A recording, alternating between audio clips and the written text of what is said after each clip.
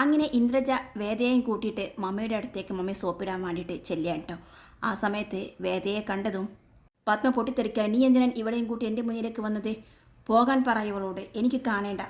അപ്പോൾ വേദ മമ്മി എന്ന് വിളിക്കുകയാണ്. മമ്മി നിൻ്റെ കുമ്മി, നിൻ്റെ അച്ഛനും എല്ലാവരും എന്നെ എങ്ങനെ കാണുന്നത് എനിക്കറിയാമോ? മക്കളെ ശരിക്കും വളർത്താൻ അറിയാത്ത ഒരു അമ്മയായിട്ടാണ്, ജീവിതത്തിൽ തോറ്റുപോയിട്ടുള്ള ഒരു സ്ത്രീയായിട്ട്.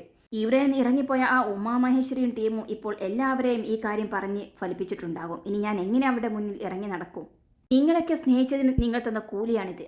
നിൻ്റെയൊക്കെ ആഗ്രഹങ്ങൾ ഒരു വിട്ടുവീഴ്ചയുമില്ലാതെ നടത്തി തന്നതിനുള്ള കൂലി. ഇങ്ങനെയൊക്കെ പറഞ്ഞ് പത്മ പൊട്ടിത്തെറിക്കുക. എന്നിട്ട് കൊണ്ടുപോയി ഇവിടെയൊന്നും എൻ്റെ മുന്നിൽ കാണണ്ട, എങ്ങോട്ടെന്ന് വെച്ചാൽ നീ ഇറങ്ങിപ്പോക്കോണം എന്നൊക്കെ പറയാണ്ട് പത്മ. അപ്പോൾ ഇന്ദ്രജ കയറി ഇടപെടാണ്. മമ്മി ആദ്യം ഇവൾക്ക് പറയാനുള്ളത് എന്താണെന്ന് വെച്ചാൽ ഒന്ന് കേൾക്ക്, എന്നിട്ട് തീരുമാനിക്കാൻ എന്താണ് യഥാർത്ഥത്തിൽ സംഭവിച്ചത് എന്ന്. മമ്മി പ്ലീസ് എന്നൊക്കെ പറയാണ്. മമ്മി, തരുൺ ഇവളുടെ ക്ലാസ്മേറ്റാണ്, ഇഷ്ടമാണെന്ന് പറഞ്ഞ് അവൻ ഇവളുടെ പിന്നാലെ നടന്നിട്ടുണ്ട്, പക്ഷേ അവളത് സമ്മതിച്ചിട്ടില്ല. അപ്പോൾ വേദ പറയുന്നുണ്ട്, ബർത്ത്ഡേക്ക് അവൻ വരുന്നു എന്ന് പറഞ്ഞപ്പോൾ ഞാൻ പറഞ്ഞു തരാം മമ്മി അവനോട് വരണ്ട എന്ന്. എന്നിട്ട് അവൻ എത്തി എന്ന് പറഞ്ഞപ്പോൾ എല്ലാവരുടെ മുന്നിലേക്ക് ഞാൻ വരാൻ വേണ്ടി പറഞ്ഞതാണ്. പക്ഷേ ഒരു സർപ്രൈസ് എന്ന് പറഞ്ഞ് അവൻ നമ്മുടെ വീട്ടിനകത്തേക്ക് വന്ന് എന്നെ വിളിച്ചു. അതുകൊണ്ടാണ് ഫംഗ്ഷൻ്റെ ഇടയിൽ നിന്ന് ഞാൻ അകത്തേക്ക് പോയത് എന്ന് പറയാം. ഇത് കേട്ടപ്പോൾ പത്മ പറയുന്നത്, കൊള്ളാം, നല്ല ന്യായീകരണം. നമ്മുടെ വീട്ടിലേക്ക് നമ്മുടെ ആരും സമ്മതമില്ലാതെ ഒരാൾ അതിക്രമിച്ച് കയറിയിട്ടുണ്ടെങ്കിൽ അതിന് ആദ്യം വന്ന് എന്നോട് പറയണമായിരുന്നു, അല്ലെങ്കിൽ നിങ്ങളുടെ അച്ഛനോട് പറയണമായിരുന്നു. അതിനു പകരം നീ ചെയ്തതെന്താ? അവനോടൊപ്പം മുറിയിൽ കയറി വാതിലടച്ചിരുന്നു എന്ന് പറഞ്ഞ് ദേഷ്യപ്പെടുകയാണ്. അപ്പോൾ ഇന്ദ്രജ പറയുന്നുണ്ട്, മമ്മി അത് അങ്ങനെ സംഭവിച്ചതില്ല. തരുണിനെ കാര്യങ്ങൾ പറഞ്ഞ് മനസ്സിലാക്കാൻ വേണ്ടിയിട്ടാണ് അവൻ ഫംഗ്ഷൻ ഇടയിൽ നിന്ന് ഇറങ്ങിപ്പോയത്. അപ്പോൾ ഇവരെ ഒന്നിച്ച് കനക കണ്ടിരുന്നു. കനകയോട് തരുൺ ഇവളുടെ ഫ്രണ്ടാണെന്ന് അവൾ പറഞ്ഞതാണ്. അപ്പോൾ വേദ പറയുന്നുണ്ട്, പക്ഷേ നന്ദിനിയാണ് എല്ലാ പ്രശ്നങ്ങളും ഉണ്ടാക്കിയത്. തരുൺ വന്നപ്പോൾ തരുൺ എൻ്റെ കൂട്ടുകാരനാണെന്ന് കനക നന്ദിനിയോട് പറഞ്ഞത്. പക്ഷെ നന്ദിനി അത് കേട്ടില്ല. അവൾ കള്ളൻ എന്ന് വിളിച്ചു കൂവി. എല്ലാവരും കൂടി ഓടി വന്ന് നമ്മളെ ഒരുമിച്ച് കണ്ടാൽ അത് നമ്മുടെ കുടുംബത്തിന് നാണക്കേടാകുമെന്ന് ഞാൻ ചിന്തിച്ചു. അതുകൊണ്ടാണ് മമ്മി ഞാൻ അവനോട് ബാത്റൂമിൽ ഒളിച്ചിരിക്കാൻ പറഞ്ഞത്. അപ്പോൾ ഇന്ദ്രജ പറയുന്നത്, വളരെ സിമ്പിളായിട്ട് അവസാനിപ്പിക്കേണ്ട കാര്യമായിരുന്നത്, പക്ഷേ കിട്ടിയ അവസരം നന്ദിനി ഉപയോഗിച്ചു. അവൾക്കറിയാലോ ഞാനും വേദയും മമ്മിയുടെ കൂടെയാണ് നിൽക്കുന്നത്. അപ്പോൾ നമ്മളെ നാണം കെടുത്താനുള്ള ഒരു അവസരം അതവൾ ഉപയോഗിക്കില്ലേ? ഇപ്പോൾ അവൾ ജയിച്ചല്ലോ മമ്മി. വേദയ്ക്ക് ചീത്തപ്പേരുമായി. വേദയും മമ്മയും തമ്മിൽ തെറ്റുകയും ചെയ്തു. ഇങ്ങനെക്കുറിച്ച് നന്ദിനിയെ കുറിച്ച് വല്ലാണ്ടങ്ങ് പറഞ്ഞ് പത്മയുടെ മനസ്സിലങ്ങ് തിരി കൊളുത്താണ്ടോ ഇന്ദ്രജ. പത്മയ്ക്കാകട്ടെ ദേഷ്യം കൊണ്ട് അടങ്ങി നിൽക്കാനാകുന്നില്ല. ഈ നാണക്കേട് അവൾ പത്മയുടെ തലയിൽ മനഃപൂർവ്വം വെച്ചതാണെങ്കിൽ അതിനവൾ അനുഭവിപ്പിക്കും എന്ന് പറഞ്ഞിട്ട് നിൽക്കുകയാണ് കേട്ടോ പത്മ. ഇതെല്ലാം കേൾക്കുമ്പോൾ പിന്നിൽ നിന്നും ഇന്ദ്രജ ചിരിക്കുകയാണ്. ശേഷം കാണിക്കുന്നത് സൂര്യയെയും യതി സാറിനെയും കേട്ടോ. രണ്ടുപേരും ആകെ അങ്ങോട്ടും ഇങ്ങോട്ടും കൺഫ്യൂസ്ഡായി നിൽക്കുകയാണ്. സൂര്യ പറയുന്നത്, ഞാൻ ആ പയ്യനെ പോയി ഒന്ന് കണ്ട് സംസാരിക്കട്ടെ, എന്നിട്ട് തീരുമാനിക്കാം. അതൊക്കെ വേണോടാ എന്നൊക്കെ പറയുന്നുണ്ട് യതി സാർ. അപ്പോഴേക്കും താഴേക്ക് വേദ ഇറങ്ങി വരുന്നുണ്ട്. അവൾ അവരെ പറഞ്ഞ് കൺവിൻസ് ചെയ്യിപ്പിക്കുകയാണ്. ഞാനും അവൻ തമ്മിൽ യാതൊരു ബന്ധവുമില്ല, ഞങ്ങൾ ക്ലാസ്മേറ്റ് ആണെന്ന സത്യമാണ്. ഇന്നലെ ഇവിടെ നടന്ന കാര്യങ്ങൾ എനിക്ക് മനസ്സവാച അറിയാത്ത കാര്യമാണ്. എന്നെ കുറ്റപ്പെടുത്തരുത്, എന്നെ ഒന്ന് വിശ്വസിക്കുക എന്നൊക്കെ പറയാണ്. അല്ലെങ്കിൽ ഞാൻ അവനെ ഇങ്ങോട്ടേക്ക് വിളിച്ചു വരുത്താം, അതുമല്ലെങ്കിൽ നമുക്ക് അവിടെ പോയി സംസാരിക്കാം എന്നൊക്കെ പറയാണ്ട് വേദ. ഇങ്ങനെ പറഞ്ഞിട്ട് അവൾ തരുണിൻ്റെ ഫോണിലേക്ക് വിളിക്കുകയാണ്. എന്നിട്ട് ലൗഡിലിടാണ്. സൂര്യയും യതിസാറും കേൾക്കാൻ വേണ്ടിയിട്ട് അവൾ സംസാരിക്കുകയാണ് കേട്ടോ. തരുൺ, ഇന്നലെ നീ എന്തിനാണ് എൻ്റെ വീട്ടിലേക്ക് വന്നത്? എൻ്റെ വീട്ടിൽ ഇന്നലെ എന്തൊക്കെ നാണക്കേടുണ്ടായെന്ന് തനിക്കറിയാമോ? അപ്പോൾ തരുൺ പറയുന്നുണ്ട്, Veda, I am really sorry. Actually നമ്മുടെ ഫ്രണ്ട്സ് ഉണ്ട്, രാകേഷും അർജുനുമൊക്കെ, അവരെന്നോട് ബെറ്റ് വെച്ചതാണ്, അതുകൊണ്ടാണ് ഞാൻ അവിടെ വന്നത് എന്ന് പറയാണ്. ഇത് കേൾക്കുന്ന വേദ പൊട്ടിത്തെറിക്കുകയാണ്. എന്ത് പറ്റി? ഞാൻ എൻ്റെ വീട്ടിൽ നടക്കുന്ന ഫംഗ്ഷൻ ഇല്ലാതാക്കാൻ വേണ്ടിയിട്ടാണോ? അപ്പോൾ തരുൺ പറയുന്നുണ്ട്, അല്ല വേദ, അവരെല്ലാവരും കൂടി വാശി പിടിച്ചപ്പോൾ എനിക്കിങ്ങനെ സംഭവിച്ചു പോയി. ഞാൻ കാരണം തൻ്റെ കുടുംബത്തിന് എന്തെങ്കിലും അപമാനം ഉണ്ടായിട്ടുണ്ടെങ്കിൽ ഞാൻ അവിടെ വന്ന് എല്ലാവരുടെയും കാല് പിടിച്ച് മാപ്പ് പറയാം.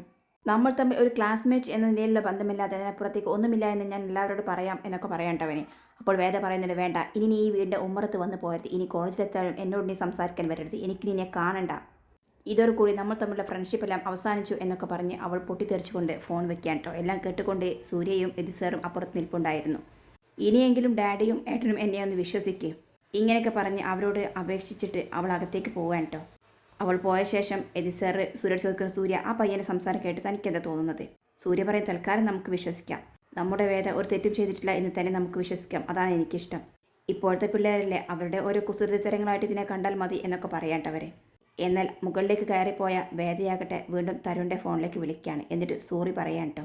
ഞാൻ എന്നോട് അപ്പോൾ അവരുടെ മുന്നിൽ വെച്ച് അങ്ങനെയൊക്കെ ദേഷ്യപ്പെട്ടു, അത് ഇനി എന്നോട് ക്ഷമിക്കണം തരുൺ. തൽക്കാലം ഈ പ്രശ്നം ഇവിടെ അവസാനിപ്പിക്കാൻ ഇതല്ലാതെ മറ്റൊരു വഴിയുമില്ല. എനിക്കിനി എന്നോട് ഇങ്ങനെ സംസാരിക്കാനോ കാണാതിരിക്കാനോ ഒന്നും വഴിയില്ല, എനിക്കിനി ആകുകയുമില്ല അങ്ങനെ. എനിക്ക് തരുണിനെ കാണുകയും വേണം, സംസാരിക്കുകയും വേണം ഇടയ്ക്കിടയ്ക്ക്, പക്ഷേ ഈ പ്രശ്നങ്ങളെല്ലാം അവസാനിക്കട്ടെ ഒന്ന് എന്നൊക്കെ പറയേണ്ടവരെ. അപ്പോൾ തരുൺ ചിരിച്ചുകൊണ്ട് പറയുന്നുണ്ട്, അതെ, ഞാൻ അവരുടെ മുന്നിലായതുകൊണ്ട് തന്നെയാണ് അങ്ങനെ സംസാരിച്ചത്. എനിക്ക് യാതൊരു പ്രശ്നമില്ലടോ. എനിക്ക് നിന്നെ അത്രക്കും ഇഷ്ടമാണ്. എന്ത് വിട്ടുവീഴ്ചയ്ക്കും ഞാൻ തയ്യാറാണ്. പിന്നെ ഇപ്പോഴത്തെ കാമുകന്മാരെ പോലെ ഒന്നിനും സമ്മതിക്കാതെ എപ്പോഴും വിളിച്ചോണ്ട് സംസാരിക്കണം എന്നുള്ള നിർബന്ധമൊന്നും എനിക്കില്ല. തൻ്റെ സൗകര്യം പോലെ താൻ ഫ്രീ ആകുമ്പോൾ വിളിക്ക്, അപ്പോൾ സംസാരിക്കാം എന്നൊക്കെ പറഞ്ഞ് അവർ നല്ല രീതിയിൽ തന്നെ ഫോൺ കട്ട് ചെയ്ത് പിരിയാണ് കേട്ടോ. ശേഷം കാണിക്കുന്നത് രാത്രിയിലെ പത്മയും വേദയും ഇന്ദ്രജയും കൂടി നന്ദിനിയെ ഹോളിലേക്ക് വിളിപ്പിക്കുകയാണ്. അങ്ങനെ കിച്ചണിലെ എല്ലാ കാര്യങ്ങളും കഴിഞ്ഞ ശേഷം നന്ദിനി അവിടെ അടുത്തേക്ക് എത്തുന്നുണ്ട്. എന്താ മാഡം, എന്തിനാ വിളിച്ചത് എന്ന് ചോദിക്കുന്നുണ്ട് അവൾ. പത്മ ചോദിക്കുക, എന്താ നിൻ്റെ ഉദ്ദേശം? എന്നെയും എൻ്റെ പെൺമക്കളെ നാണം കെടുത്തിയെന്ന് അടങ്ങൂ എന്നാണോ നിൻ്റെ ആഗ്രഹം? ആദ്യം ഇന്ദ്രജിയെ പിന്നെ വേദയെ നീ കൃത്യമായിട്ട് ടാർഗറ്റ് ചെയ്യുകയാണല്ലോ. അതിൻ്റെയൊക്കെ ഉദ്ദേശം എന്താണെന്നാണ് എനിക്കറിയേണ്ടത്. ഒന്നും മനസ്സിലാകാതെ നന്ദിനി അവരുടെ മുഖത്തേക്ക് നോക്കുന്നുണ്ട്. എന്നിട്ട് പറയുന്നുണ്ട്, ഞാൻ അങ്ങനെ ഒന്നും ഉദ്ദേശിച്ചിട്ടില്ല മാഡം. പത്മ പറയുന്നുണ്ട്, ഞാനും എൻ്റെ മകനും തമ്മിൽ ചില പ്രശ്നങ്ങളൊക്കെയുണ്ട്. അത് ഞങ്ങൾ പരസ്പരം മനസ്സ് തുറന്ന് സംസാരിക്കാത്തതിൻ്റെ കുറവാണ്. പക്ഷേ എന്നെയും എൻ്റെ മക്കളെയും കുറിച്ച് അവൻ്റെ മനസ്സിൽ വിഷം കുത്തി വെക്കുന്നത് നീ ഒരുത്തിയാണ്. അപ്പോൾ നന്ദിനി പറയുന്നുണ്ട്, മാഡം, ഞാൻ നിങ്ങളെക്കുറിച്ച് നല്ലത് മാത്രമേ പറയാറുള്ളൂ. ഇത് കടുത്ത് ഇന്ദ്രജ പൊട്ടിത്തെറിക്കാൻ, നിർത്തടി, നീ നല്ലതിനെക്കുറിച്ച് പറഞ്ഞതിൻ്റെ റിസൾട്ട് എല്ലാം ഞങ്ങൾ കാണുന്നുണ്ട്. ഞങ്ങളെല്ലാം ഇവിടെ നിന്നും അടിച്ചോടിച്ച് നീ സൂര്യയെ സ്വന്തമാക്കുകയും ഈ സ്വപ്ന സാമ്രാജ്യമെല്ലാം നിൻ്റേത് ആക്കി മാറ്റുകയോ എന്നിട്ട് ഇവിടെ വാഴാമെന്നാണ് നീ കരുതിയിരിക്കുന്നത്? ഇതെല്ലാം കേൾക്കുമ്പോൾ നന്ദിനിക്ക് വിഷമമാണ്. എന്തൊക്കെയാണ് നിങ്ങൾ ഈ പറയുന്നത്? എനിക്ക് അങ്ങനെ ഒരു ആഗ്രഹവുമില്ല. ഒരു വാക്കുകൊണ്ട് പോലും നിങ്ങളെയൊന്നും വേദനിപ്പിക്കാൻ ഞാൻ ശ്രമിച്ചിട്ടില്ല. ഇങ്ങനെ പറഞ്ഞ് നന്ദിനിക്ക് അറിയണ്ട. ഇത് കാണുന്ന വേദ ഓടി വരാൻ അവളുടെ അടുത്തേക്ക്. എന്നിട്ട് അവളെ കൈ നെക്കി പിടിച്ചിട്ട് പറയുന്നത്, തുടങ്ങി അവിടെ കള്ളക്കരച്ചിൽ. ഏട്ടൻ്റെ മനസ്സിൽ ഇപ്പോൾ ചേച്ചിയുടെ സ്ഥാനം എന്താണ്? എൻ്റെ സ്ഥാനം എന്താണ്? ഇതിനെല്ലാം കാരണക്കാരി ആരാ? നീയല്ലേ? അടുക്കളയിൽ പമ്മ ഇരുന്നിട്ട് ഏട്ടൻ്റെ ഡാഡിയുടെ സ്നേഹം പിടിച്ചു പറ്റിയിട്ട് ഞങ്ങളെങ്ങനെ ഭരിക്കാൻ വന്നാലുണ്ടല്ലോ. ഇതെല്ലാം കേട്ട് നന്ദിനി നിന്ന് പൊട്ടിക്കരയാൻ കേട്ടോ. അപ്പോൾ പത്മ പറയുന്നുണ്ട്, എൻ്റെ പെൺമക്കളെ നീ നാണം കെടുത്തുന്നത് പോലെ നാട്ടിലുള്ള നിൻ്റെ അനിയത്തിമാരെ നാണം കെടുത്തരുതെന്ന് ഞാൻ തീരുമാനിച്ചാൽ പിന്നെ അവർക്ക് ഒരിക്കലും പുറത്തിറങ്ങി നടക്കാൻ പറ്റാത്തൊരവസ്ഥ വരും എന്നൊക്കെ പറയാണ്. ഇത് കേട്ട് നന്ദിനി പറയുന്നുണ്ട്, എന്തിനാ മാഡം എൻ്റെ കുടുംബത്തെ ഇങ്ങനെ പറയുന്നത്? എൻ്റെ അനിയത്തിമാർ എന്ത് തെറ്റാ ചെയ്തത് എന്നൊക്കെ ചോദിക്കുകയാണ്. അപ്പോൾ ഇന്ദ്രജ പറയുന്നുണ്ട്, നീയും നിൻ്റെ അനിയത്തിയും നിൻ്റെ കുടുംബവും ചേർന്നാണ് ഞങ്ങളെ ഈ രീതിയിലാക്കിയത്. അപ്പോൾ പത്മ പറയുന്നുണ്ട്, എടി, എൻ്റെ കുടുംബം എൻ്റെ അഭിമാനം. അതിനെ ആരെങ്കിലും ഇല്ലാതാക്കാൻ ശ്രമിച്ചാൽ അവരെ പിന്നെ ഇല്ലാതാക്കിയിട്ട് ഈ പത്മ അടങ്ങുകയുള്ളൂ എന്ന് പറയാണ്. എന്നിട്ട് പോടി എൻ്റെ കൺമുന്നിൽ നിന്നും, പോയി മുകളിൽ ചെന്ന് അവൻ്റെ കാതിൽ ഇതെല്ലാം ഓതിക്കൊടുക്ക്, എന്നിട്ട് അവനെ ഇങ്ങോട്ടേക്ക് ഇറക്കി വിട് എന്നൊക്കെ പറയാൻ കേട്ടോ. എല്ലാം കേട്ട് ഒന്നും മിണ്ടാതെ നന്ദിനി കരഞ്ഞുകൊണ്ട് മുകളിലേക്ക് കയറി പോവാണ്. റൂമിൽ ചെന്നിരുന്ന് അവൾ പൊട്ടിക്കരയാൻ കേട്ടോ. അവളുടെ ദേവിയുടെ മുന്നിൽ പോയി നിന്ന് അവൾ ഈ കാര്യങ്ങളെല്ലാം ആലോചിച്ചിട്ട് കരയാണ്. ഇനി ഇവിടെ നിൽക്കണ്ട, പോകാം, എല്ലാം മതിയായി, എനിക്ക് പോയേ പറ്റൂ എന്നവൾ മനസ്സിൽ തീരുമാനിക്കുകയാണ്. എന്നിട്ട് ആ ഫോട്ടോയുടെ മുന്നിൽ നിന്ന് കരയാൻ അവളെ. അപ്പോഴാണ് സൂര്യ അകത്തേക്ക് വരുന്നത്. അവൻ്റെ കയ്യിൽ അവളുടെ കണ്ണുനീര് വീഴാണ്. എന്താണോ ഇത്? എന്തിനാ നീ കരയുന്നത്? എന്താ കാര്യം എന്ന് ചോദിക്കുന്നുണ്ട്. എനിക്ക് പോകണം സർ, എനിക്ക് എൻ്റെ വീട്ടിലേക്ക് പോയാൽ മതിയാകൂ. കാര്യം എന്താണെന്നും സാർ ഇനി അറിയണ്ട എന്ന് നന്ദിനി പറയാണ്. എന്നിട്ട് കൊച്ചു പിള്ളേരെ പോലെ വാശി പിടിച്ച് കരയാണ്. എനിക്ക് പോകണം സർ, എനിക്ക് എൻ്റെ വീട്ടിലേക്ക് പോകണം. ഒരേ ഒരു പറച്ചിലും അവളുടെ കരച്ചിലും. ഇതെല്ലാം കാണുന്ന സൂര്യ ആകെ ധർമ്മസങ്കടത്തിലാവുകയാണ്. എന്നിട്ട് അവൻ പറയുന്നുണ്ട്, നീ റിലാക്സ് ആവേ നന്ദിനി, കരയാതിരിക്കെ, നീ ടെൻഷൻ മാറ്റിവെക്ക്, നീ കാര്യം പറ, റിലാക്സ് റിലാക്സ് എന്ന് അവളോട് പറഞ്ഞുകൊണ്ടേയിരിക്കുകയാണ്. എന്നിട്ട് അവൻ ചൂണ്ടുവിരൽ കൊണ്ടുപോയി അവളുടെ ചുണ്ടിനെ അമർത്തി പിടിച്ചിട്ട്, നന്ദിനി കരയരുത്. സൂര്യ പറയുന്നത്, നിനക്ക് പോകാം, ആദ്യം നീ നിൻ്റെ ടെൻഷനൊക്കെ ഒന്ന് മാറ്റി വെച്ചേ, നീ ശ്വാസം ഒന്ന് അകത്തേക്ക് വലിച്ചു പിടിച്ചേ, എന്നിട്ട് റിലാക്സായി ഒന്ന് വിടേ, എൻ്റെ കണ്ണിലേക്കൊന്ന് നോക്ക്, ഇങ്ങനെയൊക്കെ പറഞ്ഞ് ഓരോ ടിപ്സുകൾ പറഞ്ഞു കൊടുക്കേണ്ട നന്ദിനിക്ക്. അവസാനം നന്ദിനി ഒന്ന് അടങ്ങുകയാണ്. അതുപോലെയൊക്കെ ചെയ്യാൻ കേട്ടോ. അവളുടെ മനസ്സിന് വല്ലാത്ത ശാന്തത അനുഭവപ്പെടുകയാണ്.